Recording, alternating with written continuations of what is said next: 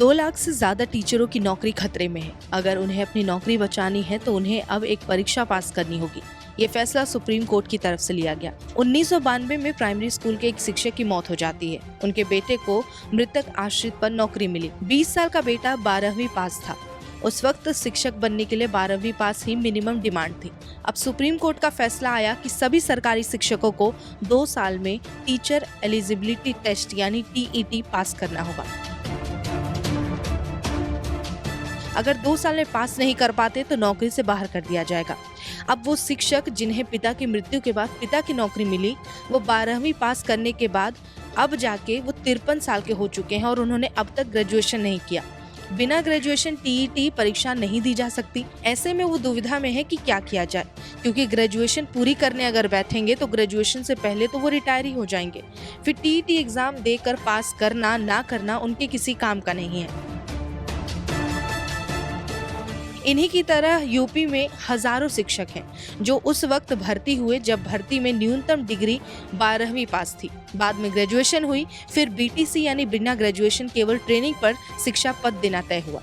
2011 में तय हुआ कि अब TET पास करना अनिवार्य होगा। अब सुप्रीम कोर्ट ने फैसला सुनाया कि जो पहले से नौकरी कर रहे हैं उन्हें भी अगले 2 साल में TET पास करना होगा, वरना नौकरी से बाहर कर दिए जाएंगे। इस पर सुप्रीम कोर्ट का फैसला आया। सुप्रीम कोर्ट 1 सितंबर 2025 को तमिलनाडु और महाराष्ट्र में टीचिंग के लिए TET की अनिवार्यता से जुड़ी एक याचिका पर सुनवाई कर रहा था। मामले को जस्टिस दीपांकर दत्ता और जस्टिस ऑगस्टिन जॉर्ज मसीह ने सुनवाई की।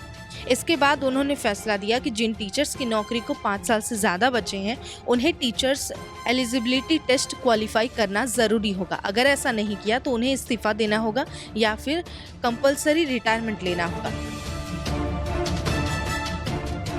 सुप्रीम कोर्ट के इस फैसले के बाद पूरे देश में करीब 10 लाख टीचर प्रभावित होंगे। अकेले यूपी में करीब 2 लाख शिक्षकों पर असर पड़ेगा। कोर्ट ने अपने इस निर्देश में कहा कि माइनॉरिटी इंस्टीट्यूशंस पर यह फैसला लागू होगा या नहीं, इसका फैसला बड़ी बेंच करेगी। अब सवाल है कि यूपी में कैसे लोग प्रभावित होंगे और इसे लेकर 2 बातें भी कही गई।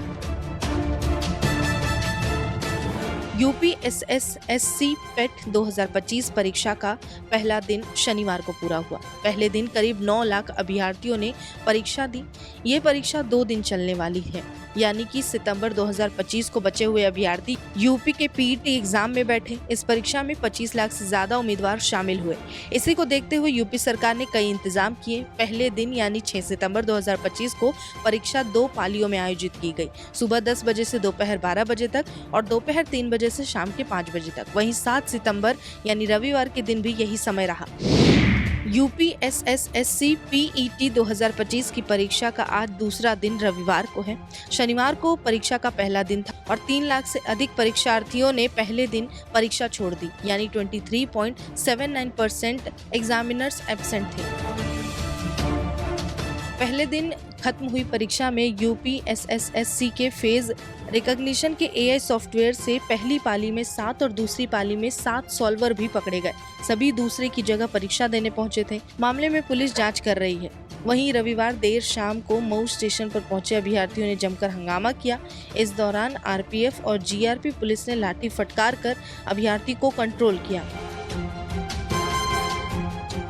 शनिवार की तरह रविवार को भी परीक्षा सेंटर वाले शहरों में युवाओं का रेला सड़कों पर नजर आया। ट्रेन और बसों में मारामारी मची हुई है। स्टेशनों पर सामान्य दिनों से कई गुना ज्यादा भीड़ है। मेरठ, बरेली, वाराणसी, लखनऊ, कानपुर समेत अन्य शहरों, वहां रेलवे स्टेशन और बस अड्डों पर अभ्यर्थियों की भारी भीड़ उमड़ी। पूरे दिन परीक्षा सेंटरों तक पहुंचने और लौटने की जद्दोजहद करते अभ्यर्थी दिखे। परीक्षा के एक दिन पहले पहुंचे हजारों युवा रेलवे स्टेशन, बस स्टैंड पर ही रात गुजारते नजर आए। पेपर देने के लिए लाखों की संख्या होने से ट्रेन में जबरदस्त भीड़ भी दिखाई दी, जिसकी वजह से हजारों छात्र सेंटर तक पहुंचने के लिए मशक्कत करते नजर आए। इसके अलावा कई खबर तो ऐसी सामने आई कि ट्रेन के लेट होने से काफी स्टूडेंट्स एग्जाम नहीं दे सके। अगर आप भी एग्जाम के लिए जा रहे हैं तो कुछ बातों का खास ध्यान रखें। ऐसा नहीं करने पर आपको एग्जाम सेंटर में परेशानी हो सकती है।